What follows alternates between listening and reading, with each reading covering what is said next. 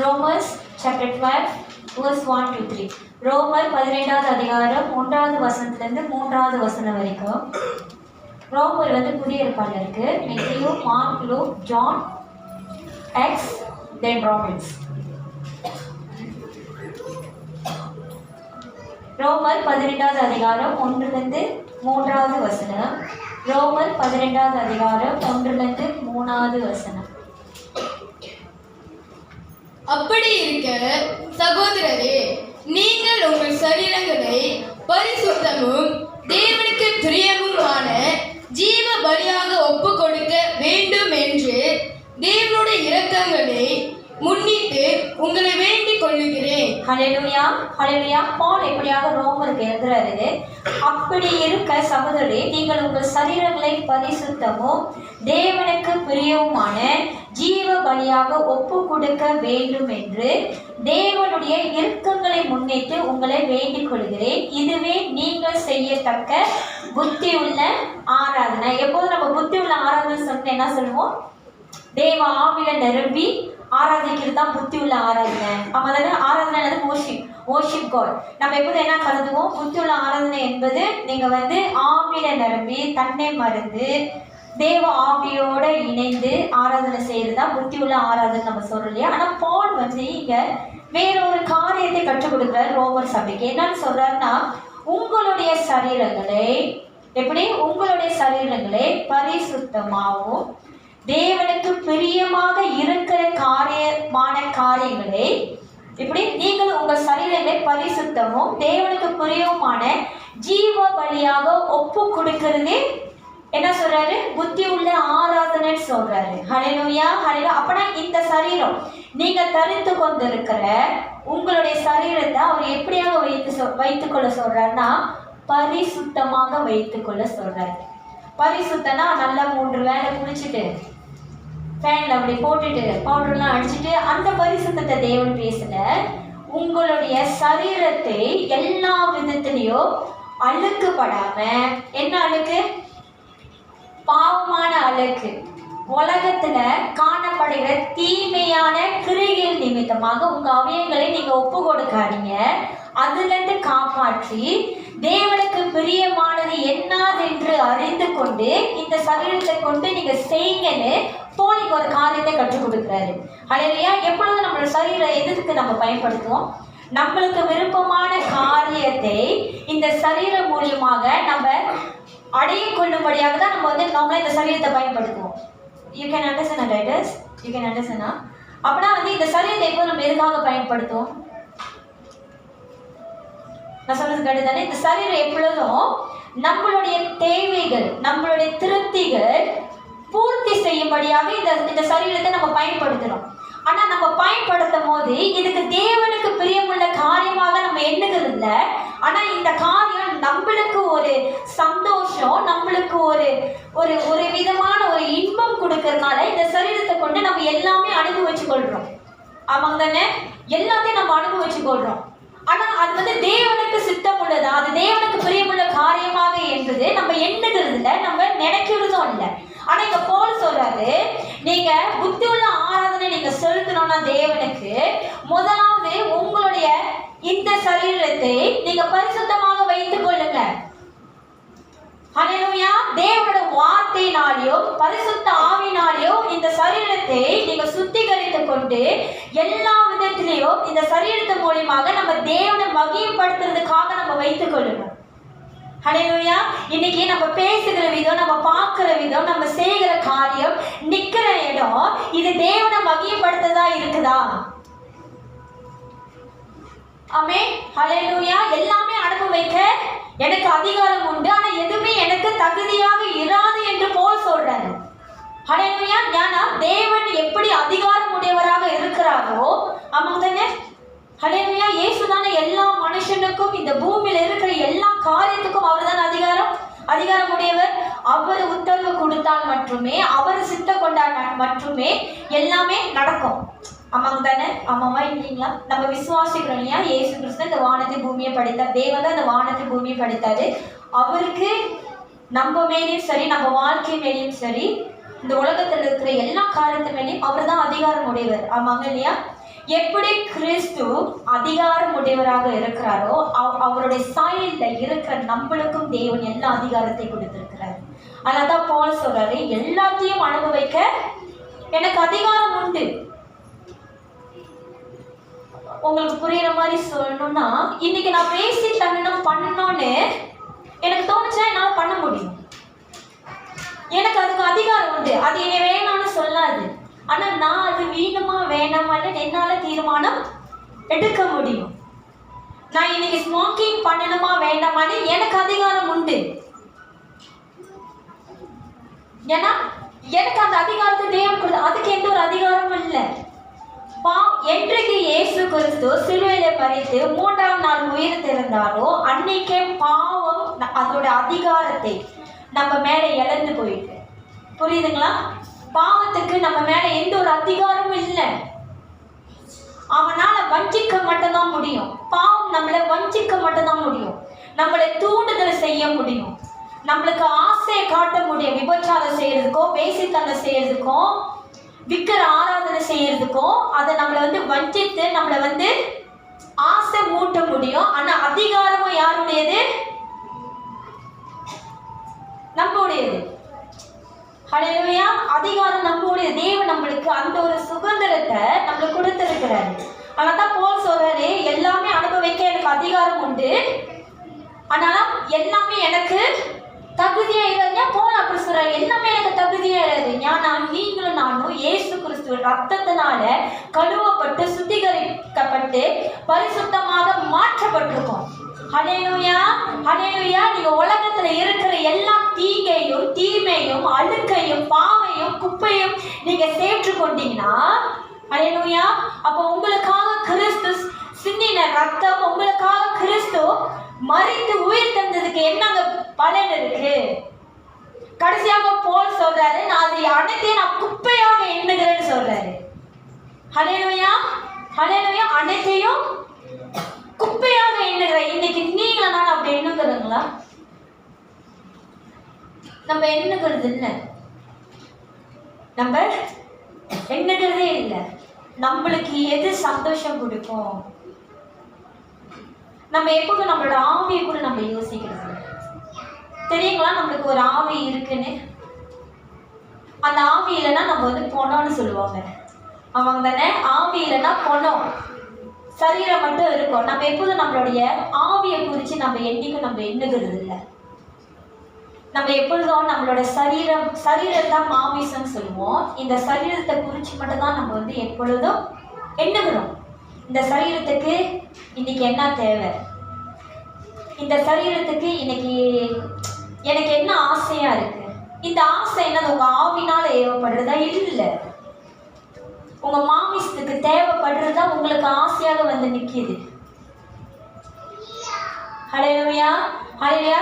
இயேசு கிறிஸ்துனால அழைக்கப்பட்ட நீங்களும் நானும் பரிசுத்த ஆவினால முத்திரிக்கப்பட்டிருக்கோம். ஹல்லேலூயா, ஹல்லேலூயா. நீங்களும் நானும் பரிசுத்த ஆவினால என்ன பட்டிருக்கோம்? முத்திரை போடப்பட்டாச்சு. ஆமென். இந்த சரீரம் தேவன் தங்குற ஆலயம் என்று தேவனோட வார்த்தை சொல்லுது. அப்படின்னா உங்க சரீரத்துல யார் தங்கி இருக்காங்களா?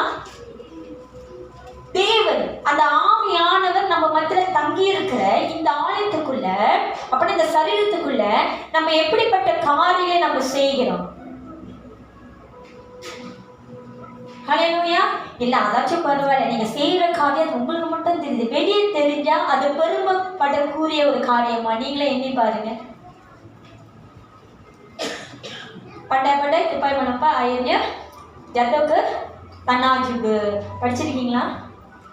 நான் 10 வருஷம் ஆச்சு நினைக்கிறேன் அதை படிச்சு. ஹல்லேலூயா.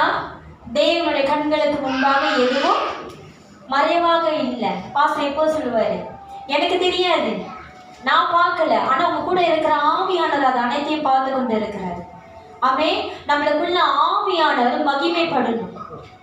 ஆமே. நம்மளுக்குள்ள இருக்கிற ஆவியானவர் மகிமைப்படணும். எதை கொண்டு? நம்ம சரீரத்தை கொண்டு அவரை மகிமைப்படுத்துறதுக்காகவே நம்மளோட அவயங்களை நம்ம பயன்படுத்தணும். தேவனோட வார்த்தை சொல்லுது, நீங்க மெத்தியூல ஏசு கிறிஸ்து வந்த பிறகு ஏசு ஒரு காரியத்தை சொல்றாரு, ஒரு பெண்ணோடு இசைந்தால் மட்டுமே விபச்சாரம் கிடையாது, உன் எண்ணத்தினால நீ தப்பா யோசிச்சாலே பாவம். பழைய ஏற்பாடு புதிய ஏற்பாடு எவ்வளவு பயங்கரமா இருக்கு பாருங்க. நீங்க கிரிகள் நிமித்தமாக பழைய ஏற்பாடுல பாத்தீங்கன்னா, ஓல்ட் டெஸ்டமென்ட் பாத்தீங்கன்னா, நீங்க கிரிகள் நிமித்தமாக நீங்க செஞ்சாதான் பாவம். ஆனா இன்றைக்கு நீங்க எண்ணனாலே, நீங்க நினைத்தாலே, நீங்க சிந்தித்தாலே நீங்க பாவம் செஞ்சிட்டீங்க. உங்களோட பரிசுத்தமான உங்களோட சரீரம், அதுவும் தேவன் தங்குற ஆலயமாக இருக்கிற இந்த சரீரம் கர்த்தருக்கு முன்பாக நீங்க விரோதமான காரியத்தை செய்கிறீங்க. மீண்டுமாக அந்த வசனத்தை படிப்போம். ரோமர் 12 அதிகாரம் 1-3. அப்படி இருக்க சகோதரரே, நீங்கள் உங்கள் சரீரங்களை பரிசுத்தமும் தேவனுக்கு பிரியமுமான ஜீவ பலியாக ஒப்பு கொடுக்க வேண்டும் என்று தேவனோட வார்த்தை சொல்லுது. நீங்க தேவனுக்கு செய்கிற ஒரே காரியம் என்னன்னு அவர் கேட்கிறாரு. நீங்க தேவனுக்கு செய்ய வேண்டியது, இன்னைக்கு எல்லாரும் இயேசு கிறிஸ்துவை விசுவாசிக்கிறோம் இல்லையா? அவர் என்னோட பாவத்துக்காக மரித்தார்னு விசுவாசிக்கிறீங்க இல்லையா? நீங்க நல்ல வாழ்வுக்காக இயேசு கிறிஸ்து மீண்டுமாக 3ஆம் நாள் உயிர் தெழுந்து ஜெயம் கொண்டான்னு நம்ம விசுவாசிக்கிறோம் இல்லையா? இயேசு கிறிஸ்து ஜெயம் கொண்டனால இன்னைக்கு நம்மளுக்கும் அந்த ஜெய வாழ்வு என்று நம்ம விசுவாசிக்கிறோம் இல்லைங்களா? ஹல்லேலூயா. நீங்க அந்த இயேசு கிறிஸ்து உங்களுக்கு இப்படிப்பட்ட தியாகங்கள் செய்தார் என்று நீங்க எண்ணினீங்கன்னா, நீங்க அன்றாடம் உங்களுடைய சரீரங்களை, உங்களுடைய அவயங்களை, உங்களுடைய சிந்தனைகளை, உங்களுடைய இதயத்தை நீங்க பரிசுத்தமாக வைத்துக் கொள்ளணும். தேவனுக்கு சித்தமானதும் தேவனுக்கு பிரியமான காரியம் மட்டும்தான் உங்கள் அவயங்களை கொண்டு, அவயங்கள் தான் உங்களுடைய பாடி பார்ட்ஸ், சரிங்களா? உங்களுடைய அவயங்களை கொண்டு நீங்க தேவனுக்கு பிரியமான காரியத்துக்கு மட்டும்தான் நீங்க பயன்படுத்தணுமே தவிர, தேவனை தூஷணப்படுத்துறதுக்கோ, தேவனை அவமானப்படுத்துறதுக்கோ, தேவனை அசிங்கப்படுத்த காரியத்துக்கு நீங்க பயன்படுத்தக்கூடாது. நீங்களும் நானும் எப்பொழுதும் எண்ணிக்கொள்ளணும், உலகம் நம்மளை அறிந்திருக்கு, நீங்களும் நானும் கிறிஸ்தவர்கள் என்று. நல்லது செஞ்சீங்கன்னா உங்க பேரே வரும். ஆமாங்க தானே? ஆமாங்க தானே? நல்லது செஞ்சீங்கன்னா தீமோத்தி பாருங்க இப்படிலாம் பண்ணியிருக்கான். ஹல்லேலூயா. அவன் ஒவ்வொன்றும் வாங்கியிருக்கான். இதுவும் நம்ம கெட்டது செஞ்சா யார் பேர் வரும்னு நினைக்கிறீங்க? யார் பேர் சொல்லுவாங்க? கிறிஸ்தவங்க பேரு. வாரம் சனிக்கிழமை சபைக்கு போறாங்க, ஊழியம் செய்யறாங்க, கையை தூக்குறாங்க, ஆராதிக்கிறாங்க, ஊழியம் செய்யறாங்க, ஆனா பாவம் செஞ்சுக்கிட்டு இருக்காங்க. நல்ல பேர்லாம் வாங்கும் போதே அந்த கிறிஸ்து பேர் ஞாபகம் வராது. ஏதாச்சும் ஒரு தவறு, ஏதாச்சும் ஒரு தப்பு செஞ்சுட்டோம்னா அப்பதான் இயேசு. உலகத்துல பாருங்க, இயேசுவோட நாமம் அப்படிப்பட்ட காரியத்துக்கு தான் மகிமைப்படுத்துறாங்க. ஹல்லேலூயா. இன்னைக்கு இயேசுவோட நாமம் தூஷிக்கப்பட்டு போகிறதுக்கு காரணமே நம்மளும் ஒரு ஆளாக இருக்கிறோம். ஹல்லேலூயா, ஹல்லேலூயா. இன்னைக்கு நம்மளுடைய சாட்சி தேவனை மகிமைப்படுது. தேவன் என்னைக்கும் அவர் மகிமை அடைந்துட்டார். ஹல்லேலூயா. அவர் என்றைக்கு மரிக்கும் போது ஜனங்களோட பாவங்களை சுமந்தவராக காணப்பட்டார், ஒரு பாவியாக காணப்பட்டார். ஆமாங்க, சிலுவையில் அவர் பாவியாக தானே காணப்பட்டார். ஆனா நம்மளோட பாவத்தை சுமந்தனால, ஆனா அவர் 3ஆம் நாள் உயிர் தெழுந்த போது அவர் கிறிஸ்துவோட, அவர் தேவனோட மகிமைக்குள்ளாக உயிர் தெழுந்தாரு. ஹல்லேலூயா, ஹல்லேலூயா. அந்த மகிமை உள்ள தேவன் நம்மளுக்குள்ள இருக்கிறதுனால நம்மளும் ஒரு மகிமை உள்ள வாழ்க்கை தாங்க வாழணும். அது மட்டும் இல்ல, பவுல் சொல்றாரு, பிரியமான ஜீவ பலியாக ஒப்பு கொடுக்க வேண்டும் என்று தேவனுடைய இரக்கங்களை முன்னிட்டு உங்களை வேண்டிக் கொள்கிறேன். தேவனுடைய இரக்கங்களை முன்னிட்டு வேண்டிக் கொள்கிறேன்னா, இன்னைக்கு கிறிஸ்து நம்ம மேல இரக்கம் கொண்டனால்தான் அவர் நம்மளுக்காக மேல இருந்து கீழே வந்தாரு. தேவகுமாரனுங்க, பிதாவோட பரிசுத்துல இருந்தவங்க, தேவனோட மடியில இருந்தவங்க, தேவனோட வார்த்தை சொல்லுது, நம்ம பாவியா இருக்கோம், உலகத்தோட ஒத்து வாழ்ந்து கொண்டு இருக்கோம், அவ்வளவு அக்கிரம நிறைந்த தேவன் நம்மளை எவ்வளவு பிரியாசத்தோடு நம்மளை படைத்திருப்பாரு. நீங்களே சொல்லுங்க, எவ்வளவு அன்போட அவர் நம்மளை படைத்திருப்பாரு. அவர் படைத்த ஜனங்க பாவத்தினால பாவமான வாழ்க்கை வாழ்ந்து கொண்டு தேவன் கோபம் பண்ணாம நம்ம மேல இரக்கம் கொண்டாரு. இரக்கம் கொண்டு நம்மளுக்காக அவர் தன்னுடைய ஜீவனை ஒப்பு கொடுத்தாருங்க. அதனால்தான் பவுல் சொல்றாரு, தேவனுடைய இரக்கங்களை கொண்டு நான் உங்களை வேண்டிக் கொள்கிறேன். இதுதான் அந்த இரக்கம். தேவனுடைய இறுக்கங்களை கொண்டு நான் உங்களை வேண்டிக் கொள்ளுகிறேன். பவுல் சொல்லி இன்னொருத்தவங்க சொல்லி நம்மளுக்கு தெரியணும். தயவு செஞ்சு பரிசுத்தமா போல் வசனம் சன்ஸ்கிரிட்ல படிக்கணும், அழகா இருக்கு. போல உங்களுக்கு புரியணும்னா தயவு செஞ்சு நான் கும்பிட்டு சொல்றேன், பரிசுத்தமான வாழ்க்கையை வாழுங்க. தேவன் உங்களுக்காக உங்க மேல அன்பு வச்சனால்தான், உங்க மேல இருக்கும்போதுனால்தான் அவர் உங்களுக்காக வந்து தன்னோட ஜீவனை எடுத்து கொடுத்தாரு. இதுதான் போல் சொல்றவர், உங்களுக்கு புரியுற மாதிரி. ஹல்லேலூயா. தொடர்ந்து அடுத்த வசனத்தை படிங்க. நீங்கள் இந்த பிரபஞ்சத்திற்கு ஒத்த வேஷம் தெரியாமல், நீங்கள் இந்த பிரபஞ்சத்திற்கு ஒத்த வேஷம் தெரியாமல். ஏன் வேதம் சொல்லுது இந்த பிரபஞ்சத்திற்கு ஒத்த வேஷம் தெரியாமல்? ஏன் நம்மள கிறிஸ்துவ பின்பற்றுவோம் இல்லைங்களா? நம்ம ஆக்சுவலி யாருக்கு ஏற்ற பிரகாரமாக வாழணும்? தேவனுக்கு, கிறிஸ்துவுக்கு, தேவனோட வார்த்தைக்கு ஏற்ற பிரகாரமாக தான் நம்ம வாழணும். நம்ம என்ன பண்றோம்? என்ன பண்றோம்? உலகத்தோட சுபாவம் தான் சொல்லுவாங்க, சுபாவம். உலகத்தோட சுபாவம் கூட சேர்ந்து நம்ம வாழ்றோம். அப்படின்னா வேர்ல்டோட கேரக்டர் என்னவோ அதோட இணைஞ்சு நம்ம வாழ்றோம். அதோட பாரம்பரியம் எதுவோ அதோட நம்ம வந்து இணைஞ்சு வாழ்றோம். ஆனா தேவனோட வார்த்தை சொல்லுது உலகத்துக்கு ஒத்த வேஷம் தெரியாதீங்க. ஏன்னா நீங்க நானும் உலகத்துக்குரியவர்கள் அல்ல, நம்ம தேவனுக்குரியவர்கள். தேவனுக்குரியவர்கள். நீங்க வந்து தேவன் காட்டுகிற வழியில தான் நீங்க நடக்கணுமே தவிர உலகம் காட்டுகிற வழி கிடையாது. ஆமே.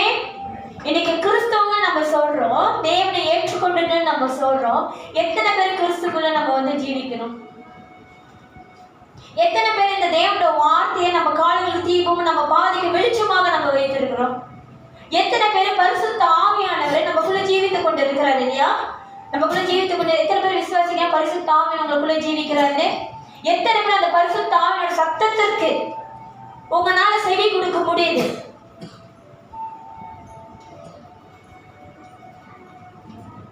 வேதம் சொல்லுது பரிசுத்த ஆவியானவர் நம்ம எல்லா சத்தியத்துக்குள்ள நம்மள வழி நடத்துறாராம். இன்னைக்கு பரிசுத்த ஆவியானோட சத்தத்தை நீங்க கேட்கிறவர்களாக இருந்தீங்கன்னா அவரோட அப்படின்னா கிறிஸ்துவோட சத்தியத்திற்குள்ளாக நீங்க நடக்கிறவர்களாக இருப்போம், அவருக்குள்ள ஜீவிக்கிறவர்களாக இருப்போம். ஏன் நம்ம அப்படி இருக்கிறது இல்லை? ஏன் தெரியுங்களா? சத்திய அப்படின்னா பரிசுத்த ஆவியானவரோட சத்தத்தை காட்டிலும் உலகத்தோட சத்தம் நம்மளுக்கு இன்னும் கூடுதலாக இருக்கு. ஏன் தெரியுங்களா? உலகத்தோட சத்தம் இன்னும் கூடுதலா இருக்கு தெரியுங்களா? ஏன்னா இந்த காது என்ற இந்த ஒரு அவயம் இருக்கு இல்லையா, தேவனுக்கு செவி கொடுக்கறது காட்டிலும் உலகத்துக்கு செவி கொடுக்க ரொம்ப வாஞ்சித்து கொண்டு இருக்கு. புரியுதுங்களா? உலகத்தோட சத்தத்துக்கு செவி கொடுக்க ரொம்ப வாஞ்சித்து கொண்டு இருக்கு. ஆனா உலகம் எங்கேயே இருக்குங்க. இன்னைக்கு நம்ம சபையில இருக்கோம், சபைக்குள்ள தானே உட்காந்துருக்கோம், சபையில இருப்போம். இந்த வார்த்தை இங்க போந்து இங்க வந்துடும். ஆனா உலகம் எங்கேயோ இருக்கு.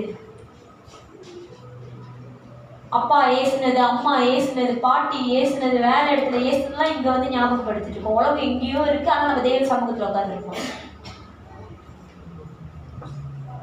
ஹல்லேலூயா. ஆனா தேவனோட வார்த்தை நீங்க இந்த பிரபஞ்சத்திற்கு ஒத்த வேஷம் தெரியாதீங்க. இந்த உலகத்தின் எஜமான் தேவனோட வார்த்தை சொல்லுது, இந்த உலகத்தின் எஜமான் பிசாசானவன். ஹல்லேலூயா, ஹல்லேலூயா. என்ன சிஸ்டர், இந்த வானத்தின் பூமியும் படைத்தது தேவன் தான் சொன்னீங்க. ஆனா எப்படி இந்த உலகத்தின் எஜமான் பிசாசுன்னு சொல்றீங்க? ஹல்லேலூயா. எல்லாமே தேவன் தான் படித்தாரு. உங்களை கூட தான் தேவன் தான் படித்தாரு. தேவன் நம்மளை படிக்கும் போது நன்மையினால நெருங்கிதான் நம்மளை படித்தாரு. தீமை எங்க வந்துச்சு? பிசாசான இழுத்து கொண்டு போய் உங்களை குழியில விடுறானா? நான் முதலே சொல்லிட்டேன், பிசாசு உங்களை வஞ்சிப்பான், பாவத்தை கொண்டு வந்து உங்களுக்கு ஆசை மூட்டுவான். ஹல்லேலூயா. வீணுமா வேண்டாமான முடிவெடுக்க வேண்டியது யாரு? நீங்க. இப்ப சொல்லுங்க, எப்படி பாவம் நம்மளுக்குள்ள வந்தது?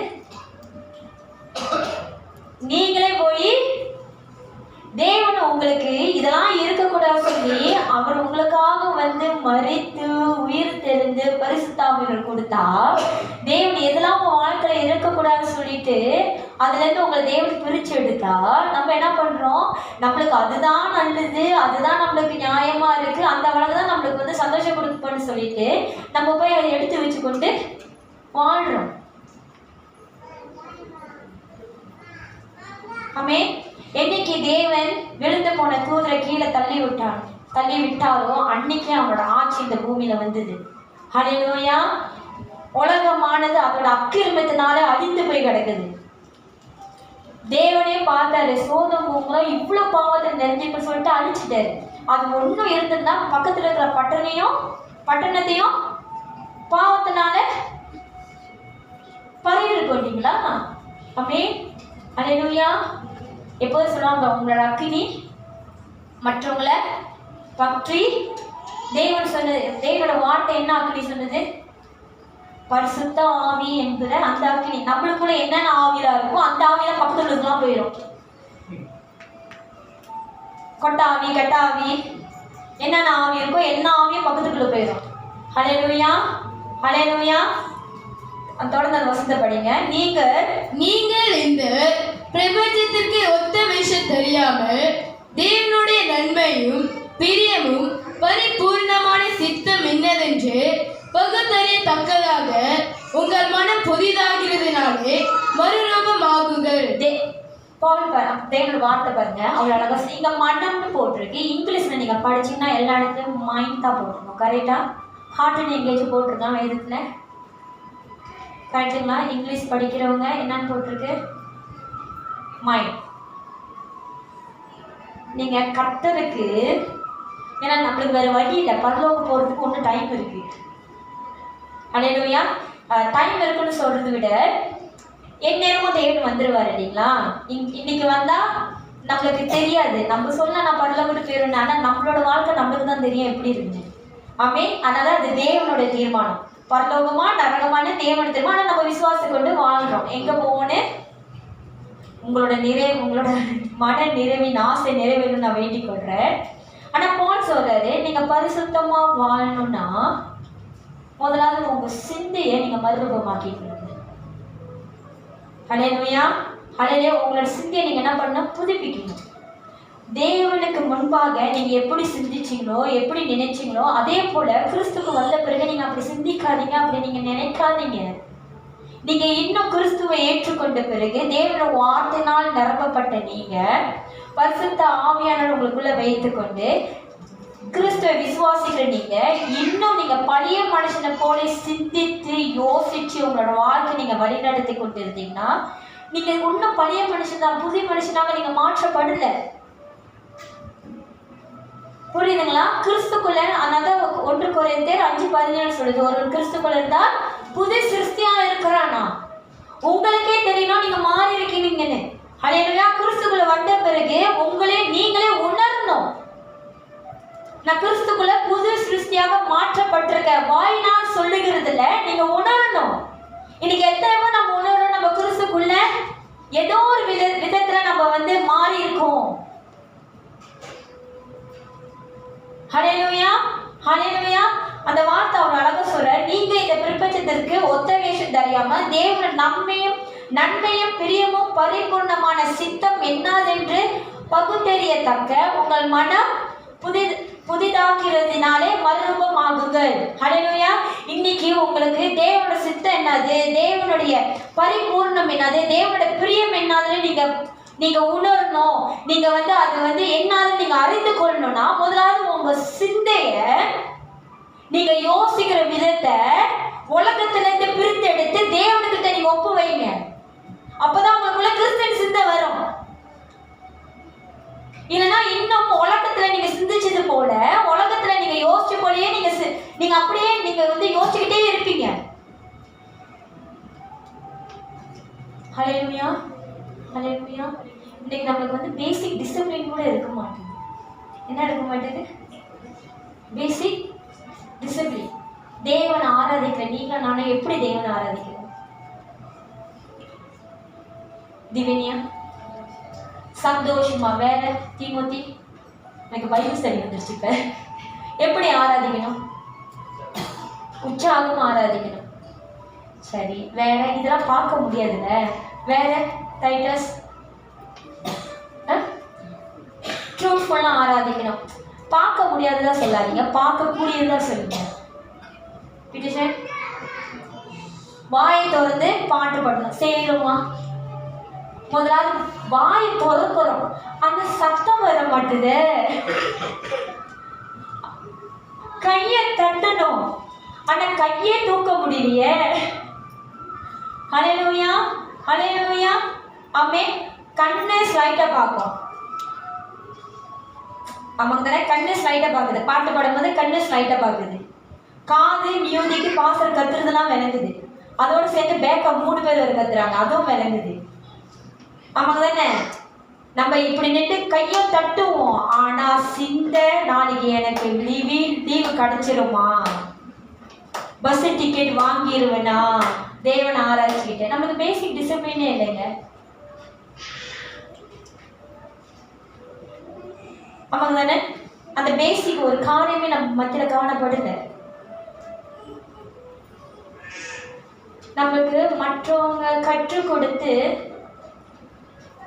ஆமா, சுவிசேஷம் கேட்டுதான் நம்ம தேவனை நம்ம ஏற்றுக்கொண்டோம். ஆமாங்க தானே. ஏதோ ஒருவர் நம்மளுக்காக அந்த சுவிசேஷத்தை ஏற்றி கொண்டு வந்தாங்க. ஆமாங்க தானே. நம்ம மேல இந்த ஆத்மா மேல பாரப்பட்டு இந்த ஆத்மா அழிந்து போக கூடாதுன்னு சொல்லி ஏதோ ஒரு நபர் நம்மளுக்காக அந்த சுவிசேஷ வார்த்தையை ஏந்தி கொண்டு நம்ம மத்தியில் சேர்த்துட்டாங்க. ஆமாங்க தானே. என்னைக்கு நீங்க கிறிஸ்துவை நீங்க விசுவாசிக்கிறீங்களோ அன்னைக்கு உங்களோட ஆவி ஆத்மா சரீரம் கர்த்தருக்காக துடிக்கோங்க. எத்தனை பேர் உணர்ந்துருக்கீங்க?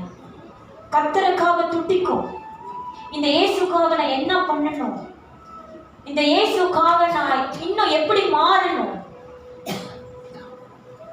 இதுதான் உண்மையிலேயே கிறிஸ்துவை பின்பற்றுவர்களுடைய அந்த அந்த ஒரு என்ன சொல்றது, அந்த ஒரு தாகம், அந்த ஒரு வாஞ்சிப்பு இப்படிதான் இருக்கும்.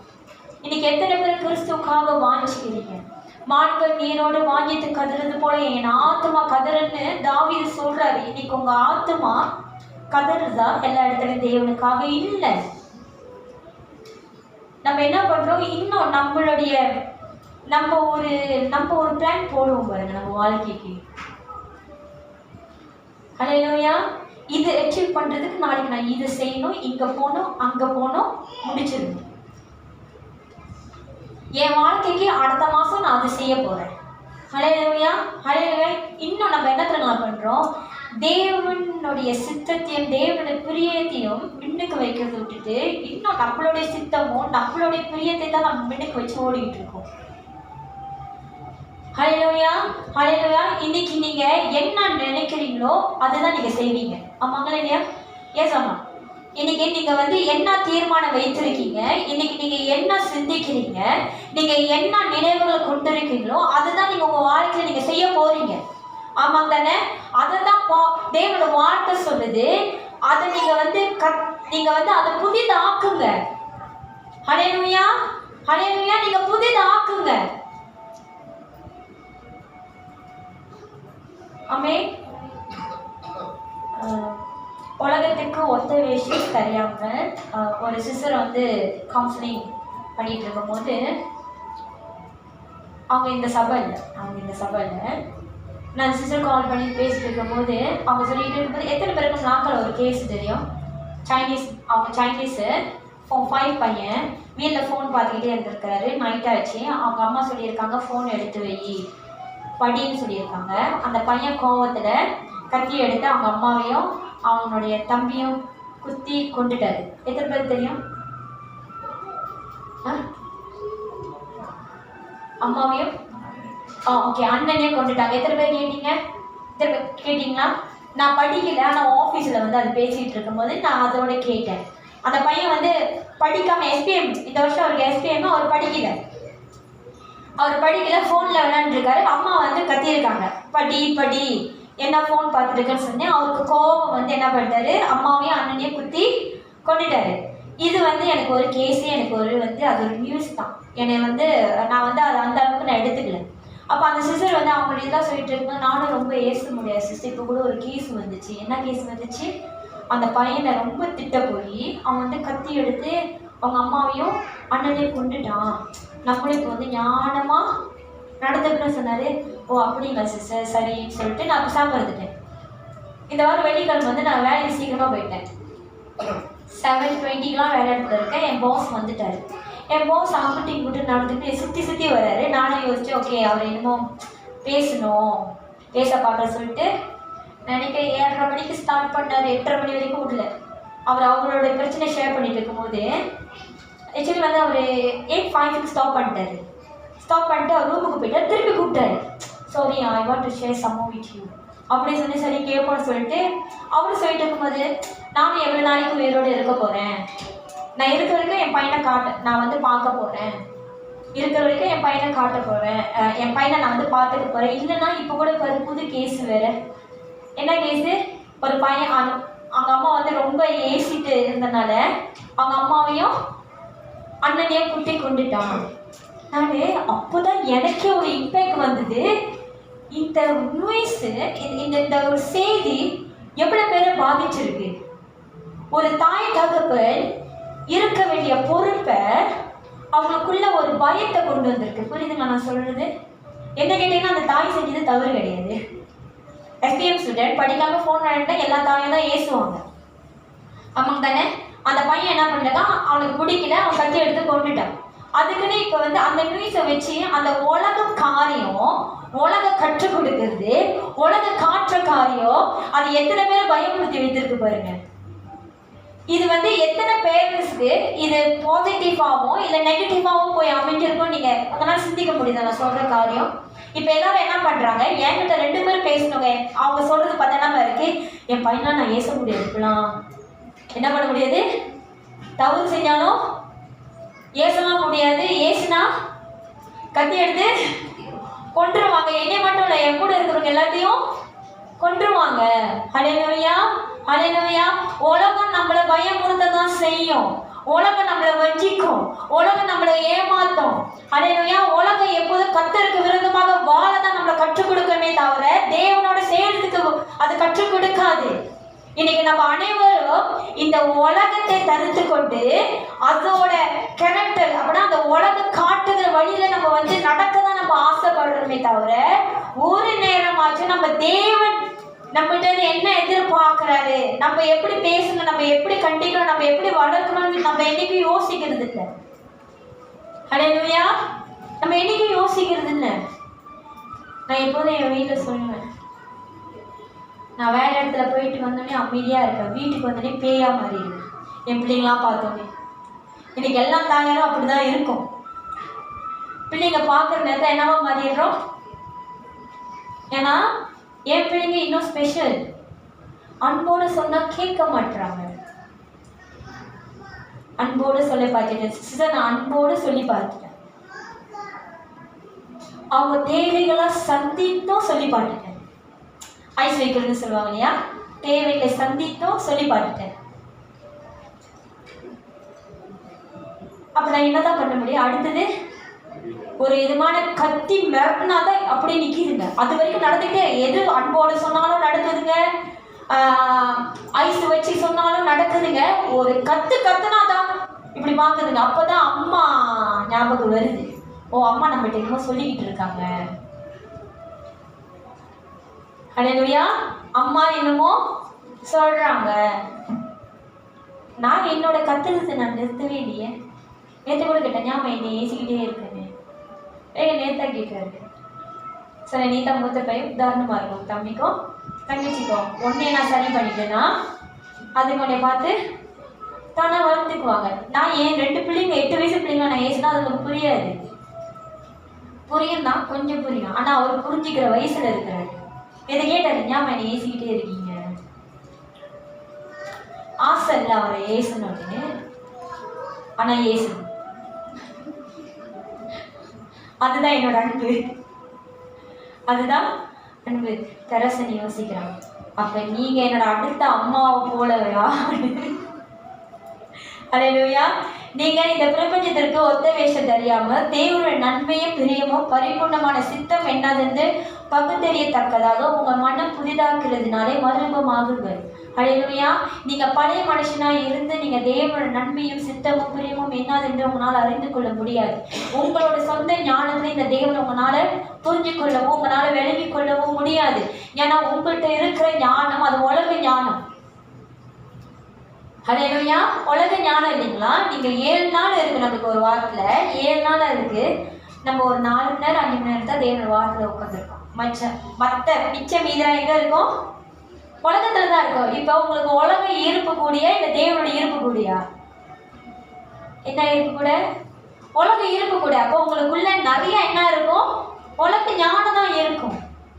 ஹல்லேலூயா. உலக ஞானத்தா இருக்கும். அந்த ஞானத்தை கொண்டு நீங்க தேவனை நீங்க வந்து விளங்கி கொள்ளுவோம். அவர் சில பேர் பாருங்க, நானும் அப்படி நினைச்சிருக்கேன். ஆனா கிறிஸ்துக்குள்ள வந்த பிறகு நான் உணர்ந்திருக்கேன் அதெல்லாம் தவறு. எனக்கு ஒரு நியாயம், எனக்கு ஒரு நீதி இருக்கும். ஹல்லேலூயா. அப்பா அம்மா சொல்றது கூட எனக்கு தவறா தோணும்.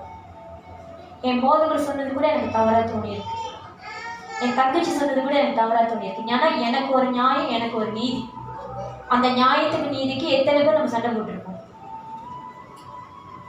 எத்தனை பேர் சண்டை போட்டிருக்கோம்? இல்லை, இதுதான் எனக்கு, இதுதான் இப்ப தெரியாது.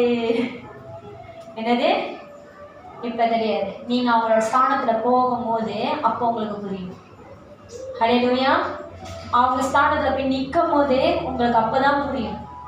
நம்மளோட நீதி நியாயமும் நம்ம வந்து ஒரு காரியத்தை முன்னுக்கு வைக்கிறோம் பாருங்க, அது வந்து அது கரெக்ட் இல்லைன்னு அப்போ நீங்கள் உணர்ந்து கொள்வீங்க. ஹல்லேலூயா. அப்போ நீங்கள் உணர்ந்து கொள்வீங்க.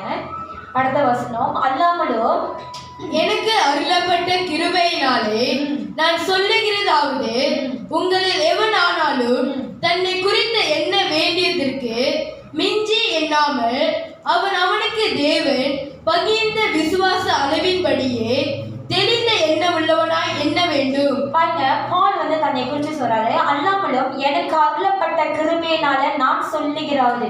அப்படின்னா பால் உணர்றாரு என்ன அவருக்கு அருளப்பட்டிருக்கு. என்ன அருளப்பட்டிருக்கு? எனக்கு அருளப்பட்ட கிருபையினால நான் உங்களுக்கு ஒரு காரியத்தை சொல்றேன். உங்களை எவனானாலும் தன்னை குறித்து அப்படின்னா என்ன வேண்டியதற்கு மிஞ்சி எண்ணாதீங்க. சில பேர் பாருங்க, தன்னை பெருமைப்படுத்திக்குவாங்க. என்னால அது செய்ய முடியும், இது செய்ய முடியும், ஆனா நிக்க வச்சா ஒன்னும் செய்ய முடியாது. வாயாலே செஞ்சு முடிச்சிருவாங்க. ஹல்லேலூயா. பால் சொல்றாரு, நீங்க உங்களை என்ன வேண்டியதற்கு உங்கள் குறித்து சிந்திக்கக்கூடிய அளவுக்கு மட்டும் சிந்திங்க. அதோட கூடியாக நீங்க சிந்தாதீங்க, நீங்க சிந்திக்காதீங்கன்னு சொல்றாரு. ஏன்னா பால் அப்படிதான் இருந்தாரு. பால் சொல்றாரு, எனக்கு அருளப்பட்ட கிருபையினால அவர் தேவனுக்கு பக்தி வைராக்கியமாக வாழ்வதுன்னு அவர் எண்ணினாரு. தெரியுங்களா? எதற்கு அவரு பணியற்பல கிறிஸ்துவ பின்பற்றுவதை எவராக இருந்தாலும் அவங்க வீட்டுக்குள்ள புகழ்ந்து தரன்னு இழுத்து வந்து சிறைசால போடுறது தான் போடு. ஏன் அவர் அப்படி செஞ்சாருன்னா, அவர் வந்து யெகோவா தேவனுக்கு உண்மை உள்ளவனாக இருந்தார் என்று அவர் எண்ணினாரு. ஓ, இந்த தேவனுக்கு விரோதமாக கள்ள போதனையா? இந்த யெகோவா தேவனுக்கு விரோதமாக இன்னொரு வழிபாடா அப்படின்னு சொல்லி என்ன பண்ணாரு? யாரெல்லாம் கிறிஸ்துவை பின்பற்றாங்களோ, ஏன் ஸ்தேவான கல்லை எரித்து கொன்றதே பவுலுடைய ஆலோசனை மூலியமாக தான். ஹல்லேலூயா. அவர் தான் அந்த சங்கத்துக்கே தலைவர். எதற்காக கொண்டாரு? இந்த யெகோவா தேவனுக்கு விரோதமாக இவங்க இன்னமும் செயல்படுத்துறாங்க. ஹல்லேலூயா. அவர் வந்து வேதத்துல தேறினவராக இருந்தாராம். நீங்க அநேக பேர் அந்த இதுல தான் நம்ம பீத்திக்கிட்டு இருக்கோம் இல்லையா? நான் வந்து கிறிஸ்துக்குள்ள பரிசுத்தமா வாழ்றேன். ஆமென். ஹல்லேலூயா. நம்ம வந்து நம்ம பெருமைப்படுத்திக் கொள்றோம் இல்லைங்களா? ஆனா நீங்க யோசிச்சு பாருங்க, தேவன் சொல்லுகிறத அந்த காரியத்தை நம்ம உண்மையிலே கடைபிடிக்கிறவர்களாக இருக்கிறோமா? போல அப்படி தன்னை எண்ணிக்கொண்டு அவர் தேவனுக்காக ஏதோ செய்யறான்னு சொல்லிட்டு அவர் ஏதோ செஞ்சு கொண்டு இருந்தாரு. கடைசியா அந்த இயேசு கிறிஸ்துவே இறங்கி வந்துட்டாரு பவுலை பார்க்கறதுக்கு. ஆமே. அந்த மனுஷனுடைய சிந்தை, அந்த மனுஷனோட வாழ்க்கையை அந்த மனுஷன் தேவன் முற்றுமாக மாற்றி போட்டாருங்க. எந்த கிறிஸ்துவை பின்பற்றுவர்களாக எவராக இருந்தாலும் அவங்களை கொன்று சிறைசாலையில போடுவராக காணப்பட்ட பவுல் கடைசியா அவர் அந்த சுவிசேஷத்தை ஏந்தி கொண்டு அநேக சபையில மூப்பர்களை ஸ்தாபித்தவராகவும் உருவாக்குனவராக காணப்பட்டார். அல்லேலூயா, அல்லேலூயா. அதான் சொல்றாங்க, இன்னைக்கு நீங்க உங்களை குறித்து நினைக்கிறது பெரிதல்ல, தேவன் உங்களை குறித்து என்ன நினைக்கிறார் அதுதான் ரொம்ப பெரிது. அல்லேலூயா, அல்லேலூயா. நம்ம ஒரு சிலருங்க கூட வச்சிருப்போம் பாருங்க, தேவையில்லாத ஆட்கள். அல்லேலூயா, தேவையில்லாத ஆட்கள். அதை நம்ம ஆவிக்குறியில நிரம்பி இருக்கிறவங்க நம்ம வச்சிருக்கவே மாட்டோம். ஏன் சொல்லுங்க? ஏன்னா நானே அப்படிப்பட்டவங்க இல்லை. நம்ம கூட இருக்கிறது எல்லாமே மாமிசத்துக்குரியவர்களாக இருப்பாங்க. அவங்க கொடுக்குற ஆலோசனை எல்லாமே என்ன தேவனை மகிமைப்படுத்துற காரியமாவா இருக்கும்? இருக்காது. அல்லேலூயா. தேவனை மகிமைப்படுத்துற காரியமாவா இருக்கும்? இருக்காதுங்க. அது உன்னைய பாதாளத்திலையும் உன்னைய பாவத்தில் தள்ளக்கூடிய ஒரு காரியமாக இருக்கும். அந்த வாய்ஸ் பெட்டர் இல்லையா? அந்த வாய்ஸ், அந்த பாசிட்டிவ் எனர்ஜி, நம்மளுக்கு அந்த பாசிட்டிவ் எனர்ஜி, அந்த ஒரு வாய்ஸு பிடிச்சனால நம்மளும் அதோட ஒத்து சொல்கிறோம். அதனால போல சொல்கிறாரு, அல்லாமலும் எனக்கு அருளப்பட்ட கிருபையினால நான் உங்களுக்கு சொல்லுகிறேன், உங்களில் எவனாலும் தன்னை குறித்து என்ன வேண்டியதற்கு மிஞ்சி எண்ணாதீங்க. அல்லேலூயா. அவனுக்கு தேவன் பகிர்ந்து விசுவாச அழிவின்படியே தெரிந்த எண்ணமுள்ளவர்களாக என்ன வேணும். நீங்கள் தேவனை விசுவாசிக்கிறீங்கன்னா உங்களுக்கு தெரியுங்க நீங்கள் தேவனுக்குள்ள எந்த அளவில் இருக்கீங்க. அல்லேலூயா. மேபி நான் கூட உங்களை கண்டிச்சு நான் ரோங்க சொல்லிடலாம், தீமத்தோட விசுவாசி இந்த அளவு தான், தீமத்தோட விசுவாசி இந்த அளவு, இந்த அளவு, இந்த அளவுன்னு நானே ரோங்க கூட நான் சொல்லலாம். ஆனால் உண்மையிலேயே உங்களுக்குள்ளே இருக்கிற உள்ளான மனுஷனுடைய தான் அறிய முடியும் நீங்கள் தேவனுக்குள்ள எப்படிப்பட்ட விசுவாசியா, எப்படிப்பட்ட தொழுது கொள்கிற ஆத்மாவாக நீங்கள் இருக்கிறீங்க. அல்லேலூயா. நீங்கள் எப்படிப்பட்ட மனுஷனாக இருக்கீங்க என்று உங்களால் மட்டும்தான் உணர முடியும். அந்த விசுவாசத்தின் அழிவுப்படி நீங்கள் உங்களை எண்ணிக்கொள்ளுங்க. எல்லா நேரத்திலும் தாழ்மையாக இருங்க. அது என்ன சொல்கிறேன்னா தாழ்மையாக இருங்க, அவ்வளோதான். ஆமே. நீங்கள் எந்த நிலையில் எந்த ஸ்தானத்தில் போய் நின்றாலும் கர்த்தருக்கு முன்பாக நீங்களும் நானும் சிறிய மனுஷன். அல்லேலூயா. கர்த்தருக்கு முன்பாக நீங்களும் நானும் சிறிய மனுஷன் தான். அல்லேலூயா. தாவீது கோலியாத்தோட சண்டை போட போனா எல்லோருக்கும் கோலியாத் எப்படியாக தெரிஞ்சான்? ராட்சசனாக தெரிஞ்சான். அவன் பெரிய மனுஷனா தெரிஞ்சான் இல்லைங்களா? இல்லைங்களா? ஆனால் தாவீதோட கண்களுக்கு மட்டும்தான் அவன் ஒரு சிறிய மனுஷன், அவனாம் ஒன்றுமே இல்லைன்னு அவன் பாறைக்கு இருந்தது. ஞான் தெரியுங்களா? அந்த கோலியாத்து காட்டிலும் அவனுக்குள்ள இருந்த தேவன் பெரியவராக காணப்பட்டாரு. அல்லேலூயா. அவன் அடிக்கிறதுனால அந்த கோலியாத்து விழுவான அவனோட நம்பிக்கை இல்லை, என் கூட இருக்கிற தேவன் அவனை அடிப்பாரு, அதனால அந்த ஜெயம் என்னுடையதுன்னு அவன் நம்பினான். அல்லேலூயா. அல்லேலூயா. இன்னைக்கு நம்ம எதிராச்சும் நம்ம ஜெயம் பெற்றுட்டோம், நம்ம எதிராச்சும் நம்ம சிறந்து ஒரு உயர்ந்த ஸ்தானத்துக்கு போயிட்டோம்னா நீங்கள் உண்மையிலே தேவனை பின்பற்றுங்களா இருந்தீங்கன்னா அந்த மகிமையும் கண்ணத்தையும் நீங்கள் தேவனுக்கு தான் கொடுப்பீங்க.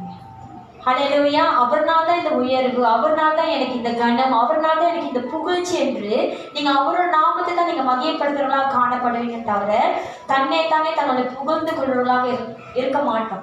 ஏசு கிறிஸ்து யோவான்ல சொல்லியிருக்காரு, என்னை குறித்து நானே சாட்சி சொல்கிறேன், என்னோட சாட்சி எடுத்துக்கொள்ளப்படணும். நீங்கள் நானும் ஏசு கிறிஸ்து இல்லை. அல்லேலூயா. நீங்கள் நானும் ஏசு கிறிஸ்து அல்ல. உங்களை குறித்து மனுஷன் சாட்சி சொல்றது காட்டிலும் தேவன் கொடுக்குற சாட்சியே பெரியது.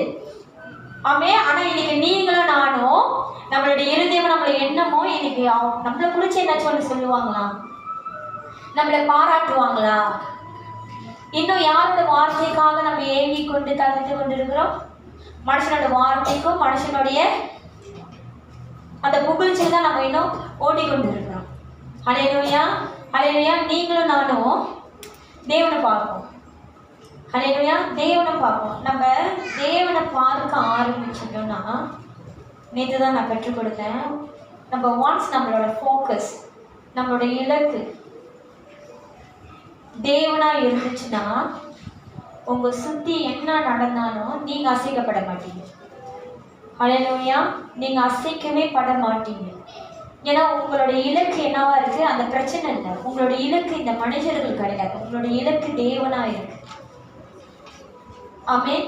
நம்மளுடைய இலக்கு தேவனா இருக்கிறதுனால நம்ம சுத்தி என்ன நடந்தாலும் பாருங்க, தாவீது கோலியாத்தை மேற்கொள்றதுக்கு நீங்க நினைக்கிறீங்களா சுத்தி இருக்கிறவங்களாம் அவனை வந்து உற்சாகப்படுத்திருப்பாங்க? இல்லை. ஏன்னா எல்லாரும் பயந்து ஒதுங்கி போன இருந்த அந்த சூழ்நிலை மத்தியில தான் தாவீது முன்னுக்கு போனான். நான் போறேன், என்னால ஜெய கொள்ள முடியும். சவுலு கூட அவனை ஆலோசிச்சாரு. சவுல் ராஜா அவர் வந்து ஆலோசிச்சாரு. அப்பயும் அவன் என்ன சொல்றான், என்னால போய் ஜெயம் கொள்ள முடியும்னு அவன் போனாங்க. ஹல்லேலூயா. மனுஷனோட வாழ்க்கை அவனை சோர்வுபடுத்தினுச்சு, சூழ்நிலையும் அவனுக்கு சோர்வுபடுத்தினது. ஆனா அவனோட நம்பிக்கை தேவன் மேல மட்டும் இருந்தனால அவன் ஜெயம் கொண்டான். ஆமென். அவனோட நம்பிக்கை எங்க இருந்தது? தேவன் மேல இருந்தனால அவன் ஜெயம் கொண்டான். இன்னைக்கு நம்மளோட நம்பிக்கை, நம்மளோட விசுவாசம் அனைத்தும் கர்த்தர் மேல மட்டும்தான் இருக்கணுமே தவிர நம்ம சூழ்நிலை மேலேயும் நம்ம கூட இருக்கிற மனுஷர் மேலேயும் கிடையாது. ஹல்லேலூயா. வானம் பூமி அழிந்து போனாலும் கர்த்தரோட வார்த்தை ஒரு நாளும் அழிந்து போகாது என்று தேவனோட வார்த்தை சொல்லுது. நீங்களும் நானும் நம்ம கூட இருக்கிறவங்க, இந்த உலகமும் நம்ம காணப்படுகிற எல்லா சூழ்நிலையும் அது அழிந்து போகும்.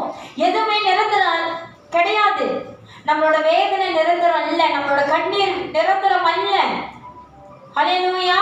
ஆனா இயேசு கிறிஸ்து மட்டும்தான் சதா காலமும் நிரந்தரமான தேவனாக நம்ம வாழ்க்கையில காணப்படுவாரு. ஹல்லேலூயா. இன்னைக்கு நம்ம இன்னும் தற்காலிகமான காரியத்தை பின்னால நம்ம ஓடிக்கொண்டே இருக்கோம். அதுக்காக துக்கப்படுறோம், அதுக்காக அழுகுறோம், அதுக்காக வேதனைப்படுறோம், அதுக்காக நம்ம உழைத்து கொண்டு இருக்கிறோம். ஹல்லேலூயா. ஆனா ஜீவனுள்ள தேவனை நம்ம தேடுறதுக்கே, அவரை பார்க்கறதுக்கே நம்ம ரொம்ப கஷ்டப்பட்டு முயற்சி எடுத்து வரோம். ஆனாதான் தாவீது, என்னோட தேவனை, என்னைய மரண இல்ல பள்ளத்தாக்கிலிருந்து என்னை தப்பி வைத்த தேவனை, எனக்கு அடைக்கலமும் கோட்டையமாக தஞ்சமாக இருக்க அந்த தேவனை நான் மறக்காதபடிக்கு அவர் ஒரு வசனத்தை எழுதினார்.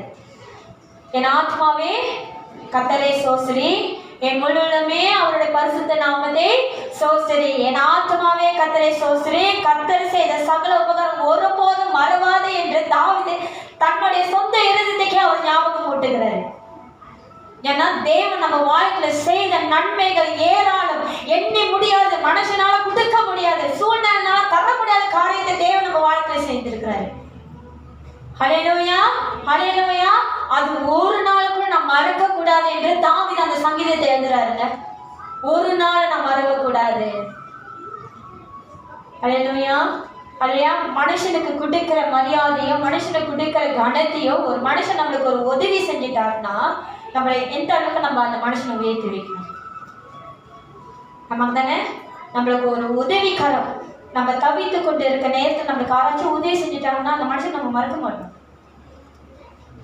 ஹல்லேலூயா. ஹல்லேலூயா. மாமிசில் இருக்கிற ஒரு மனுஷனுக்கு நம்ம இவ்வளோ பெரிய மரியாதையும் கனத்தையும் நம்ம கொடுக்குறோம்னா, ஹல்லேலூயா, நம்ம படித்த தேவன், கூப்பிடாத நேரத்தில் நம்ம கூட வந்து நிற்கிற தேவன், மனுஷர்களெல்லாம் கைவிட்டு போகிற சூழ்நிலை நம்மளை அரவணைத்து அவரோட அன்புனால் நம்மளை பொழிகிற தேவனுக்கு நம்ம எவ்வளோ மரியாதையும் கண்டத்தையும் நம்ம வந்து புகழ்ச்சி நம்ம செலுத்தணும். ஹல்லேலூயா. அதனால தேவன் சொல்றாரு, எனக்கு புத்தி உள்ள ஆராதனை செய்யுங்க. நீங்களும் நானும் நம்ம சொன்ன இல்லையா, அந்த மனுஷனுக்கு கொடுக்க வேண்டிய கண்ணையா நன்றி கடன், அப்படித்தானே சொல்லுவோம். ஒரு நன்றி கடனுக்காக நம்ம கஷ்டப்படும் போது நம்மளுக்கு வந்து அவங்க உதவி செஞ்சுருக்காங்களே, அந்த நன்றி கடனுக்கு அவர் எங்கே பார்த்தாலும் நம்ம அப்படியே தாழ்ந்து போவோம். அவர் கொடுக்க வேண்டிய பணிவு வேறையா இருக்கும். ஆமாங்க தானே. தேவன் சொல்றாரு, நீங்க எனக்கு அப்படி செய்யணும்னு நினைச்சீங்கன்னா உங்களுடைய சரீரத்தை நீங்க பரிசுத்தமா வைத்துக் கொள்ளுங்க. நீங்க எனக்கு நன்றி கடன் செய்யணும் தேவனை எதிர்பார்க்கறது இல்லை. ஆனா தேவனோட வார்த்தை போல் இப்படியாக எழுதியிருக்காரு, நீங்க புத்தி உள்ள ஆராதனை நீங்க செய்யணும்னா நீங்க உங்க சரீரத்தை பரிசுத்தமாக வைத்துக் கொள்ளுங்க. நீங்க அப்படி வைத்துக் கொள்ளுறதே நீங்க எனக்கு கொடுக்கிற பெரிய ஒரு ஆராதனை. ஹல்லேலூயா. ஒரு மனுஷன் நம்ம வந்து ஒரு தேவன் நம்ம நம்பிட்டோம்னா அந்த தேவனுக்கு எல்லா கனத்தையும் மரியாதையும் வணக்கத்தையும் ஆராதனையும் நம்ம செய்யணும் இல்லைங்களா. தேவன் நம்மள்கிட்ட இந்த ஆராதனை கேட்கிறார். ஹல்லேலூயா. முதலாவது உங்க சரீரத்தை பரிசுத்தமாக வைத்துக் கொள்ளுங்க. ரெண்டாவது உங்க சிந்தையை புதுப்பித்துக் கொள்ளுங்க. மூன்றாவது எல்லா நேரத்திலையும் தாழ்மையாக இருக்க கற்றுக்கொள்ளுங்க. நீங்க அந்த ரோமர் 12:1-2-3 படிச்சீங்கன்னா முதல் வசனம் உங்க சரீரத்தை பரிசுத்தமாக வைத்துக்கொள்ள சொல்லுவாரு. ரெண்டாவது என்னது?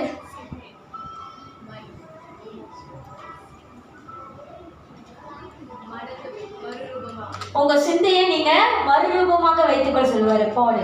மூணாவது தாழ்மையாக. உங்களை குறிச்சு நீங்க உங்களே நான் விழ மாட்டேன், என்னது நானு விழ மாட்டேன், இன்னைக்கு அப்படி சொல்றவங்க தான் விழுந்து போய் கிடக்குறாங்க. நான் தேவ வார்த்தையில நிக்கிறேன், நான் தேவ வசனத்துல நிக்கிறேன், என்னோட தேவன் இருக்கிறாரு. ஆனா ஒரு பிரச்சனை வந்து நிக்க முடியல. நான் தேவ வார்த்தையில இருக்கிறேன், தேவன் என்னோட இடைப்படுறாரு, ஆவியனர் என்னோட பேசுறாரு. ஒரு போராட்டம் வந்தா நம்மளால செய்ய கொள்ள முடியல.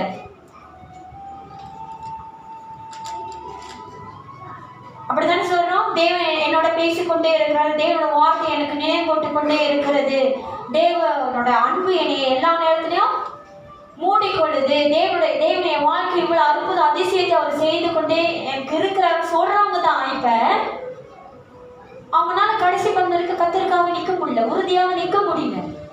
ஆமே, உறுதியாக நிக்க முடியல. நீங்க குறைத்துல போய் போலோடைய வாழ்க்கை பயணத்தை நீங்க போய் படிச்சு பாருங்க. கண்ணை எறியப்பட்டிருக்காரு, புற ஜாதிகளால புற ஜாதிகளால ஏமாற்றப்பட்டிருக்காரு, சொந்த ஜனங்களாலேயே ஏமாற்றப்பட்டிருக்காரு, கடலுக்குள்ள நிறைய தடவை தூக்கி போட்டிருக்காங்க, தண்ணியும் இல்லாமல் சாப்பாடு இல்லாமையும் வாழ்ந்திருக்கிறாரு, பாம்புனால கடிக்கப்பட்டிருக்கிறாரு, கல்லால அடிச்சு மரணத்தை பார்த்து 3வது வானத்தை கேட்டு திருப்பி உயிர் பிடிச்சு வந்திருக்கிறாரு. யாரு? பவுல். இன்னைக்கு அவரோட வாழ்க்கையை நம்மளோட வாழ்க்கை ஒப்பிட்டா நம்ம வாழ்க்கையில ஒண்ணுமே இல்லை. அவர் கிறிஸ்துக்காக பாடுபட்டாரு. இன்னைக்கு நீங்க நானும் இன்னும் நம்ம வாழ்க்கைக்காகவே பாடுபட்டு போராட்டம் பண்ணி உங்க சொந்த வாழ்க்கையை உங்களால ஜெயம் கொள்ள முடியல. ஆனா பவுல் கிறிஸ்துவுக்காக அவர் வாழ்ந்து ஜெயம் கொண்டாருங்க. நம்ம என்னைக்கு கிறிஸ்துவுக்காக நம்ம வாழ போறோம்? என்னைக்கு கிறிஸ்துவுக்காக நம்ம போராட்டத்தை பார்க்க போறோம்? ஆமே, ஹல்லேலூயா, ஆமே. ஒருவேளை நீங்க கிறிஸ்துவுக்காக போராட்டத்தை நீங்க பார்க்க ஆரம்பிச்சிட்டீங்கன்னா ஹல்லேலூயா, நீங்களா பாக்கியவான்கள். ஏன்னா ஒரு சிலர் இன்னும் அதுக்காக போவே இல்லை. நம்மதான் தீவினியா இன்னும் மற்றவங்களும் ஒன்றும் அது கூட பார்க்கவே இல்லை. ஹல்லேலூயா, ஹல்லேலூயா. நான் ஏற்கனவே சொன்னதுதான். இயேசு கிறிஸ்து மரிச்சிட்டாரு, 40 நாள் சீஷரோடு இருந்து பரலோக ராஜ்யத்தை பற்றி கற்றுக் கொடுத்தாரு. பேதுரு போய் பிரசங்கம் பண்ணி அவருக்காக பிரசங்கம் பண்ணி முதல் பிரசங்கத்தில் எத்தனை பேர் ரசிக்கப்பட்டாங்க? 3000 பேர் ரசிக்கப்பட்டாங்க. 2வது பிரசங்கத்தில் எத்தனை பேர் ரசிக்கப்பட்டாங்க? 5000 பேர் ரசிக்கப்பட்டாங்க. அவருக்கெல்லாம் கிடைக்குது. நாங்களாம் பிரசங்கம் பண்ண ஒரு ஆத்மா கூட ரசிக்கப்பட மாட்டேது. ஆமே, இவர் பிரசங்கம் பண்ணி முதல் பிரசங்கம் 3000 people ரசிக்கப்பட்டாங்க, செலிப்ரேஷன் கூட வந்தாங்க. செகண்ட் பிரசங்கத்துல 5000. இது யாரு கேட்டுட்டா? சரிசேர் பரிசேர் யூதரெல்லாம் கேட்டு எல்லா சீஷர்களும் பிடிச்சி அடிச்சு அறம் கொடுத்து இதுக்கு மேலே நீங்க இயேசுவின் நாமத்துல நீங்க பிரசங்கமும் பண்ணக்கூடாது, அற்புதமும் செய்யக்கூடாதுன்னு சொல்லி இப்போ இந்த மாதிரி உங்களை அடிச்சிருந்தா நம்ம எப்படி இருந்திருக்கோம்? எப்படி இப்படி அவமானமா இருந்திருக்கும்? நீங்களே சொல்லுங்க. பேதுரு நடந்து அவர் நிழல் பட்டு எல்லாரும் சுகமானாங்களாம். அப்ப அவர் எவ்வளவு பெரிய பயங்கரமான ஆளு, அந்த மனுஷனை அறிஞ்சிட்டாங்க. இப்ப பேதுருக்கு எப்படி இருந்திருக்கும்? நீங்களா பேதுருவா இருந்தா என்ன நினைச்சிருப்பீங்க? நான் கையை வச்சா வியாதிஸ்தெல்லாம் சுகமா இருக்காங்க, ஏன் என்னோட நிழல் பட்டுலாம் சுகமா இருக்காங்க, நான் பிரசங்கம் பண்ண ஆவியாளர் வந்து இறங்கி 3000-5000 பேரை ரசிக்கப்படுறாங்க, என்னைய போய் அடிச்சுட்டாங்கன்னு சொல்லிட்டு அவமானப்பட்டிருப்பாரா இல்லையா? ஆமாங்க தானே? அவங்களுடைய கூட இருந்த சீஷர்களும் அப்படித்தானே பட்டிருப்பாங்க. ஆனா அவங்க எப்படி தெரியுங்களா? அந்த இடத்த விட்டு வெளியானாங்களா? சந்தோஷத்தோட பெருமையோட வெளியானாங்க. இயேசுக்காக நாங்க பாடுபடுறது. எப்படி? இயேசுக்காக நீங்க கிறிஸ்துவோடைய சாயலாக நீங்க மாறி இருந்தீங்கன்னா இப்படிதாங்க எல்லா பிரச்சனையும் நம்ம கடந்து வருவோம். சந்தோஷத்தோட சமாதானத்தோட. ஹல்லேலூயா. நம்ம இப்படிதான் நம்ம கடந்து வருவோம். ஆமே. நான் சொல்றேன், இயேசு ரொம்ப நல்லவர். ஹல்லேலூயா. அவர் நம்ம வாழ்க்கையில செய்த நன்மைகள் எண்ணி முடியாதது, சொல்ல முடியாதது, மனுஷனால செய்யக்கூடாத காரியத்தை தான் தேவன் நம்ம வாழ்க்கை செஞ்சு கொண்டு இருக்கிறார். ஆமென். இன்னைக்கு கிறிஸ்துவ நம்மளை இன்னும் நேசிக்கிறதுனால தான் இன்னைக்கு எல்லாத்துக்கும் உங்களுக்கு வேலைலாம் இருந்திருக்கும். நம்ம தானே நிறைய வேலைகள் இருக்கோம். ஆனால் அவரோட கிருபையினால தான் இன்னைக்கு இன்னும் நம்ம தேவனோட வார்த்தை நம்ம கேட்டுக்கொண்டிருக்கோம். ஹல்லேலூயா. தேவனோட வார்த்தையை கேட்டு நம்மளுக்கு ஒரு தெளிவு கொடுக்குறாரு. ஆமென். நான் சொல்கிறேன், இந்த தேவன் போல வேறு எங்கேயும் இல்லைங்க. அவரை ஒண்டி தான் நீங்கள் எப்படி பரிசுத்தமாக வாழணும், எப்படி ஒழுக்கமாக வாழணும், நீங்கள் அவமானப்படக்கூடாத அளவுக்கு எப்படி வாழணும், நீங்கள் செய்கிற காரியம் உங்களே உங்கள் சுற்றி இருக்கிறவங்களுக்கும் எப்படி ஆசீர்வாதம் வந்து அமையணும்னு அவருடைய தான் நம்மளுக்கு வாழ கற்றுக் கொடுக்குறாரு. வேறு யாராச்சும் உங்களுக்கு அந்த மாதிரி கற்றுக் கொடுத்துருக்காரா? ஹல்லேலூயா. ஹல்லேலூயா. அன்றைக்கி ஒரு பாஸ்டர் சொன்னார் பாருங்க, இந்த புஸ்தகத்துக்கு மட்டும்தாங்க பேர் பரிசுத்த வேதாகம். என்ன பேர்? வேறு எந்த ஒரு புஸ்தகத்துக்கும் இந்த வார்த்தை இல்லை. நம்மளுடைய பைபிள் மட்டும்தான் பரிசுத்த வேதாகமும் சொல்லப்பட்டிருக்கு. இந்த வார்த்தை எல்லாமே நம்மளை பரிசுத்தப்படுத்துகிற வார்த்தை. ஹல்லேலூயா. நம்மளை மறுரூபமாக்குற வார்த்தை, நம்மளை புதுப்பிக்கிற வார்த்தை. ஹல்லேலூயா. இன்னைக்கு நீங்கள் தேவனுக்கு புத்தி உள்ள ஆராதனை செலுத்தணும்னா நீங்கள் உங்களை பரிசுத்தமாக வைத்துக்கணும். தேவனோட சித்தம் என்னது, தேவனோட பிரியமான காரியம் என்னது என்று பகுத்து எறியறதுக்கு உங்களுடைய சிந்தையை நீங்கள் மறுரூபமாக்குங்க. ஹல்லேலூயா. ஆமென்.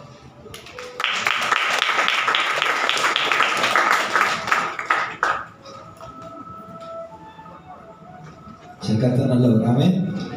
ஹல்லேலூயா. இன்னைக்கு ஆண்டவர் நம்ம கூட இருக்கிறார். ஆமென். ஹல்லேலூயா. ஆண்டவர் நம்ம மத்தியில் இருக்கிறாரு, உங்க கூட இருக்கிறாரு. உங்களோட சிந்தையை வந்து ஆண்டவர் புதுப்பிக்க விரும்புகிறாரு. உங்களுடைய கவலைகள் எல்லாம் தேவன் எடுத்துப்பட விரும்புகிறாரு. அதனால் வார்த்தைகளை நீங்கள் கேட்ட உங்களுக்கு நான் சொல்லுகிறேன், உலகம் எந்த காரியங்கள் உங்களுடைய வாழ்க்கையில் கொண்டு வந்தாலும் கர்த்தருக்கு முன்பாக அது நிலைச்சிருக்க முடியாது. ஆமென். ஏன்னா அதை காட்டிலும் பெரியவர் கூட இருக்கிறார். ஆமென். ஆண்டவராகிய இயேசு கிறிஸ்து இருக்கிறாரு. உங்களுக்கு வாழ்த்துதல் சொல்லுகிறேன். ஒருவேளை உங்கள் வாழ்க்கையில் உங்கள் சூழ்நிலையில் எது வந்திருந்தாலும் நீங்கள் ஆண்டவர் சமூகத்தில் வந்திருக்கீங்க, அதிலிருந்து நிச்சயமாக ஆண்டவர் விடுதலை தருவார். ஆமென். கண்கள் மூடி எல்லாரும் எழுந்தோணுமாய் நாம் திருவிருந்த ஆராதனைக்கு கடந்து போவோமாக. கண்களை மூடி ஆண்டவர்கிட்ட சொல்லுங்க, அப்பா தேவனே, இதோ என் வாழ்க்கையில் இருக்கிற இந்த ஆண்டவரே பரிசுத்தம், உங்களுடைய பரிசுத்தம் எங்களுக்கு வருவதாக. ஆண்டவரே